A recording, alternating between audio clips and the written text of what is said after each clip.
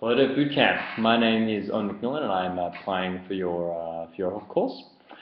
The reason that I'm doing this is because I would like to learn how to program computers, more or less get them to do whatever I want them to do.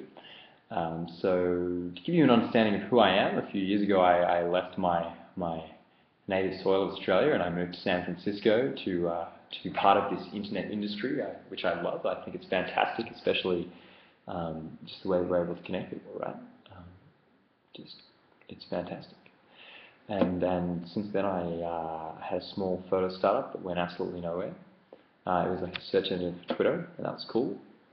And then I tried to get a charity app, mobile app, like a donations platform up and running, before finding out that Apple does not allow you to make donations on their platform. That was fun. And also have otherwise experimented with payments platforms. But the consistent theme here was that I was relying upon other people to build things for me, which is not necessarily a bad thing, but it turns out that for me to be able to express myself creatively, I'm going to need to learn how to code, right? So I've been spending probably the last month. I've spent the last few years around coders, and I spent the last month trying to learn how to code. And I'd like to learn as fast as possible. My objectives for this year is to probably get about 2,000 hours in. If things go well, I'll take about 2 months getting through prep work, then do some kind of DevBootcamp, and then get a job, right? 2,000 hours for the next 8 months of the year. Doable.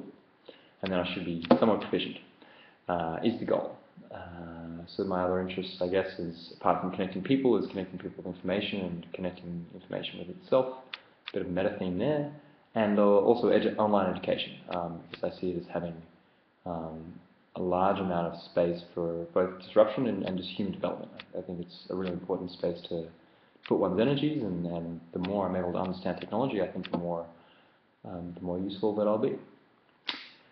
So it is 11:47 at night, so I'll hurry this up a bit. Chess without a chessboard. That is what I was thinking I would teach you today. Okay. So if you've never seen a chessboard before, it is an 8x8 tiled board, black and white tiles, right? And you will either have black pieces or the white pieces, so you have one of two armies and they carry scattered, and there is only one objective in the game of chess, and that is to kill your enemy. And you do that by killing the king, the enemy's king. Everything else is a distraction. If you're picking off pawns, if you're doing whatever it is you want to do, if it is not in the service of killing the king, then you have forgotten the point of the game. So, rule number 1, kill the king. Rule number 2, breathe. If you breathe, then you will think. Chess is a cerebral game. If you do not breathe, you will get tight, and you won't be able to think. And I can assure you, if you're not thinking, you won't be winning. And breathing is very important. So, chess is known as a game of strategy and tactics. But it's also very much a game of psychology, and being able to stay relaxed will help you to stay creative and to create mischief for your opponent. So that would be lesson number 3.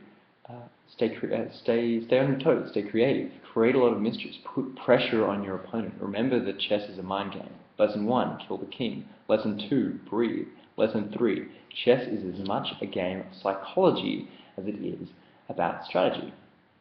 Most people don't explain that, but it's very important, because at least as many chess games are lost as won, and that is because people make mistakes, and you can stop doing that by thinking about what you're doing.